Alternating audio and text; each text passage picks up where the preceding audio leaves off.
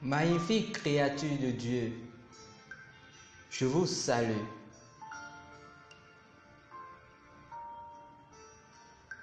La parole qui vous est adressée aujourd'hui vous permettra de découvrir qui vous êtes en lui.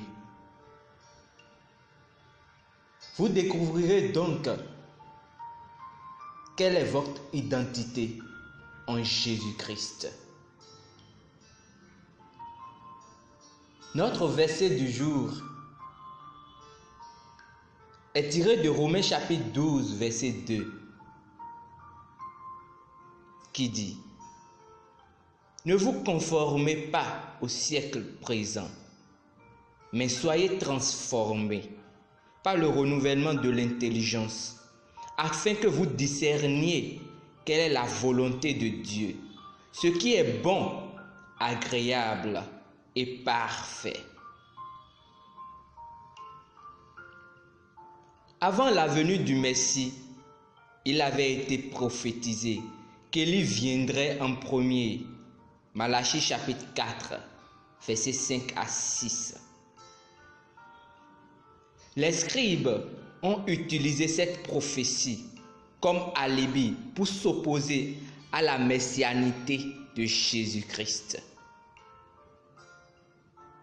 Mais comme les disciples ont vu Élie de leurs propres yeux parler avec Jésus sur la montagne de la transfiguration,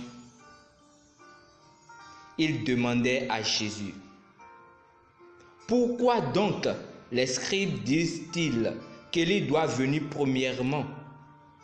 Matthieu chapitre 17, verset 10. À leur grande surprise, Jésus a confirmé les propos des scribes qu'Élie doit venir en premier avant le Messie. Il a dit: Il est vrai qu'Élie doit venir et rétablir toutes choses. Mais je vous dis qu'Élie est déjà venu, qu'ils ne l'ont pas reconnu et qu'ils l'ont traité comme ils ont voulu. De même, le Fils de l'homme souffrira de leur part. Matthieu chapitre 17, versets 11 à 12. La Bible dit: Les disciples comprirent alors qu'il leur parlait de Jean-Baptiste. Élie est déjà venu, mais ils ne l'ont pas su parce qu'ils regardaient à la chair.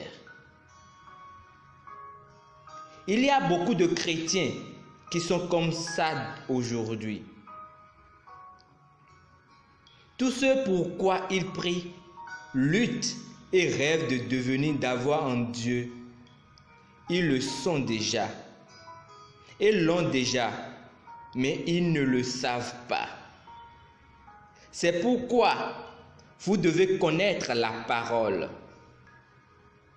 Grâce à la connaissance de la parole, vous êtes illuminés concernant votre identité et votre héritage en Christ.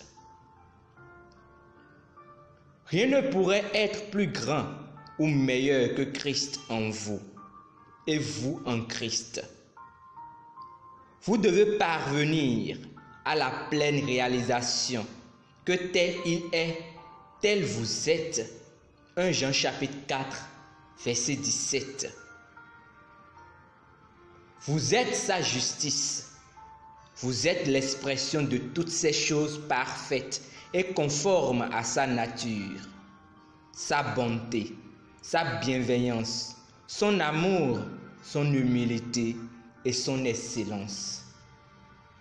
C'est pourquoi notre verset d'ouverture vous exhorte à renouveler vos pensées. Parce que c'est seulement à travers les Écritures, par l'Esprit, que vous découvrez ce que Dieu a fait de vous et ce qu'il vous a accordé en Christ.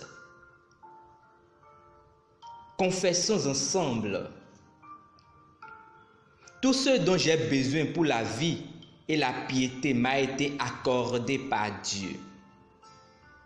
Je refuse de regarder à la chair.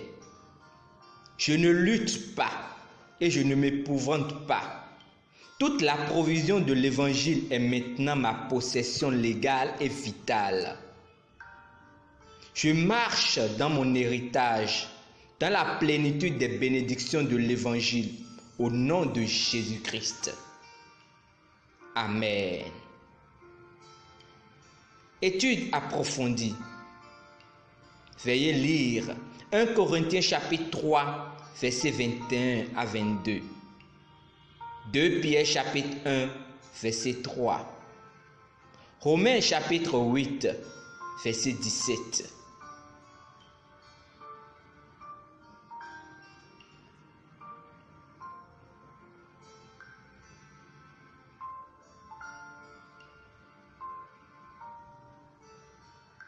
Si vous désirez faire du Seigneur votre Seigneur et Sauveur personnel, veuillez répéter avec moi ces paroles d'un cœur sincère. Ô Seigneur Dieu, je crois de tout mon cœur en Jésus-Christ, Fils du Dieu vivant. Je crois qu'il est mort pour moi et Dieu l'a ressuscité des morts. Je crois qu'il est vivant aujourd'hui. Je confesse de ma bouche que Jésus-Christ est le Seigneur de ma vie à partir d'aujourd'hui. Par lui et en son nom, j'ai la vie éternelle. Je suis né de nouveau. Merci Seigneur d'avoir sauvé mon âme. Je suis désormais un enfant de Dieu. Alléluia.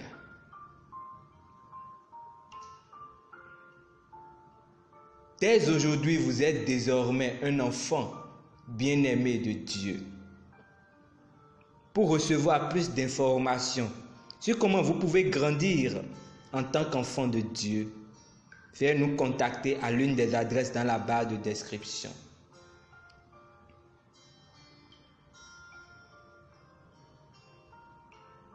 Merci pour votre écoute. Demeurez bénis. Amen.